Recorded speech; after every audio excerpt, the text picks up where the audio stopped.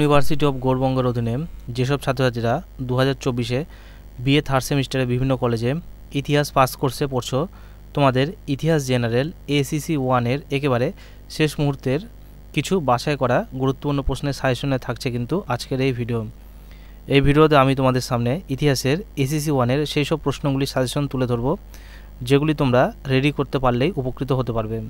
তাই ভিডিওটি কোনোরূপ স্কিপ না করেই সম্পূর্ণ দেখার আবেদন রইল। তাহলে শুরু করছি আজকের এই ভিডিও।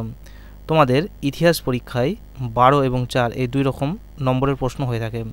12 নম্বরের প্রশ্ন থাকবে 4টি, কিন্তু তোমায় পরীক্ষায় লিখতে হবে 2টি প্রশ্নের অ্যান্সার। আর তোমাদের পরীক্ষায় 4 নম্বরের 4টি টিকা থাকে, এখানেও কিন্তু তোমায় 4টি টিকার অ্যান্সার লিখতে হবে। তো প্রথমে আমরা দেখে নেব 12 নম্বরের কিছু গুরুত্বপূর্ণ প্রশ্ন। প্রথম প্রশ্ন হচ্ছে, ঐতিহ্য বা হেরিটেজ কি? মালদার সাংস্কৃতিক ঐতিহ্য সম্পর্কে লেখো। এরপরের প্রশ্ন, ভারতীয় ঐতিহ্য সংরক্ষণে জাদুঘরের ভূমিকা সম্পর্কে লেখো। এর পরবর্তীতে রয়েছে প্রশ্ন, ভারতের ঐতিহ্য রক্ষায় সরকার স্বীকৃত গৃহীত পদক্ষেপগুলি সম্পর্কে লেখো। তারপরের প্রশ্ন রয়েছে, তোমার নিজের জেলা অথবা পার্শ্ববর্তী যে কোনো জেলার ঐতিহ্য সম্পর্কে লেখো। এরপরের প্রশ্ন রয়েছে, উত্তরবঙ্গের প্রত্নতাত্ত্বিক স্থানগুলি সম্পর্কে লেখো। তারপরের প্রশ্ন আছে, সংরক্ষণাগার বা মহাফেজখানার ভূমিকা সম্পর্কে লেখো। তারপরের যে প্রশ্নটি রয়েছে, তোমার আলোচ্য সময়কালে প্রত্নতাত্ত্বিক নিদর্শন খনন, সংরক্ষণ ও ইতিহাস চর্চার ক্ষেত্রে ভারতীয় প্রত্নতত্ত্ব বিভাগের বা এএসআই এর অবদান সম্পর্কে লেখো।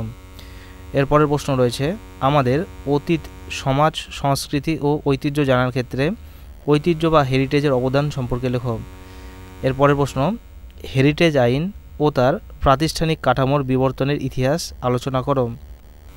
এরপরের প্রশ্ন রয়েছে, একটি ঐতিহাসিক স্থান ভ্রমণ কিভাবে সংশ্লিষ্ট এলাকার ইতিহাস সংস্কৃতি ও ঐতিহ্য জানার ক্ষেত্রে কীরূপ ভূমিকা পালন করে তা মুর্শিদাবাদের হাজারদুয়ারির প্রসঙ্গ উল্লেখ করে লেখো। এরপর আমরা দেখে নেব তোমাদের 4 নম্বরের কিছু টিকা।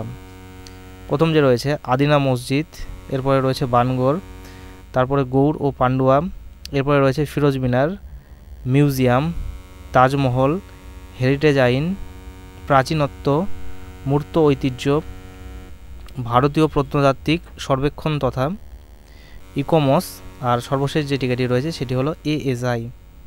তাহলে এই ছিল তোমাদের বিএ থার্ড সেমিস্টারের ইতিহাস জেনারেল এসিসি 1-এর সাজেশন।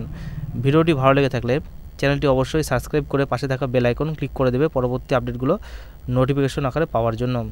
আর যারা চ্যানেলটি সাবস্ক্রাইব করেছো তাদেরকে জানাই অসংখ্য ধন্যবাদ।